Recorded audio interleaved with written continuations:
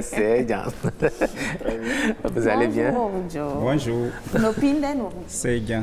Mais à l'heure, là, bon, oui. Nopinde, ça peut marcher. Nopinde, c'est bon. Voilà.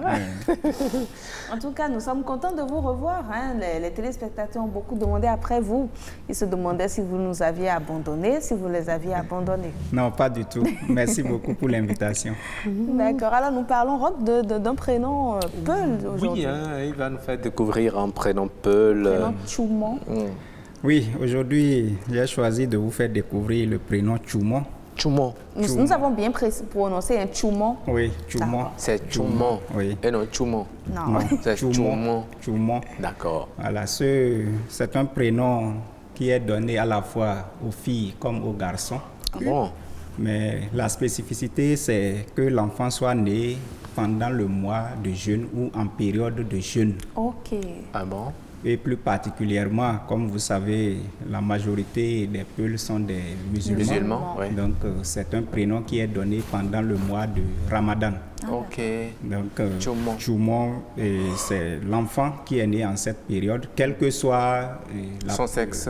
Oui, son sexe, le moment aussi, le matin, le soir, l'après-midi, peu importe à l'heure à laquelle l'enfant est né, on peut lui donner le prénom Tchoumon. Mais pourquoi spécifier ce prénom pour la période de jeûne musulman, de Ramadan? Bon, en fait, comme toutes les autres communautés, vous savez, les prénoms sont soit donnés selon le rang de naissance, le premier, le deuxième, ainsi de suite, soit selon les jours, lundi au dimanche, ou soit selon les événements qui se produisent pendant que l'enfant est né. Tout à fait. Ou bien soit par rapport au moment de la journée, que ce soit le matin, très tôt, l'aube ou ainsi de suite. Je sais que vous nous avez parlé du prénom qu'on donne à un enfant qui naît au moment où on détache les bœufs pour aller...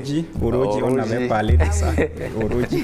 Donc, c'est dans ce sens que s'inscrit le prénom Tchoumon. Donc, l'enfant qui est né pendant que nous sommes en train de jeûner dans cette période, donc il faut un prénom spécifique pour marquer que cet enfant-là est né en cette période. Et vous savez que dans l'ancien temps, comme nos parents n'avaient pas les calendriers comme nous, tout ça, on identifiait les enfants par rapport au moment où ils sont nés. Et donc, le prénom doit être attaché à ça. Ce qui fait que même lorsque l'enfant grandit, il sait que quand telle période arrive, c'est mon anniversaire, puisqu'il n'avait pas le calendrier pour dire, bon, c'est le 2 juin, on est au 2 juin, le 3 juin que je suis né, non.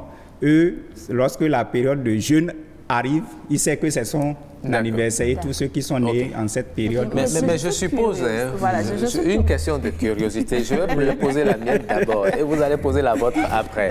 Je suppose qu'au Rouge, tous vos enfants sont nés dans la même période. Dans le mois de Ramadan.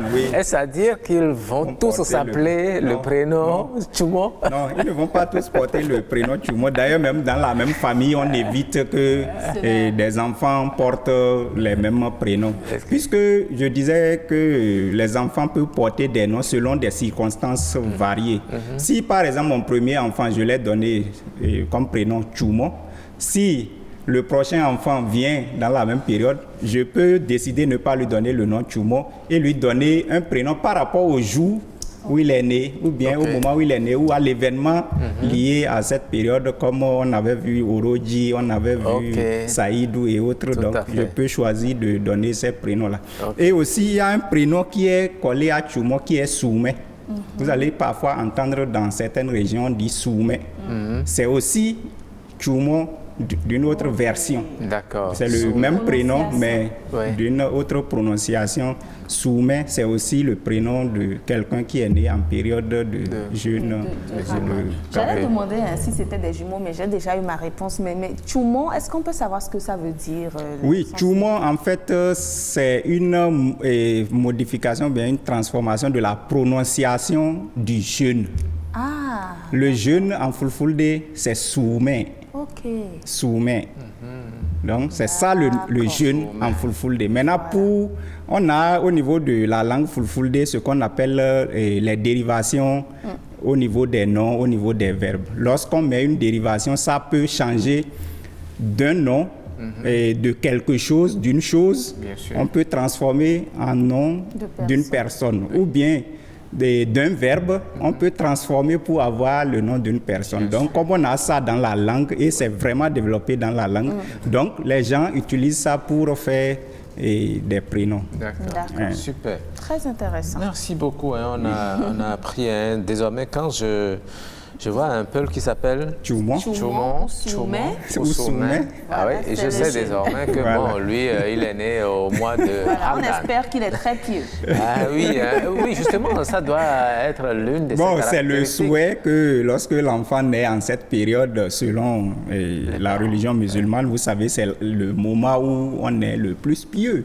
Et c'est le moment où on respecte plus tout ce qui est consigne, tout ce qui est dogme de la religion. Donc, c'est censé que cet enfant, toutes les prières l'accompagnent pour que, lorsqu'il sera adulte, qu'il devienne un adulte pieux, un adulte qui vraiment craint Dieu. D'accord. Ah, super. Merci beaucoup, Orujog Goudi.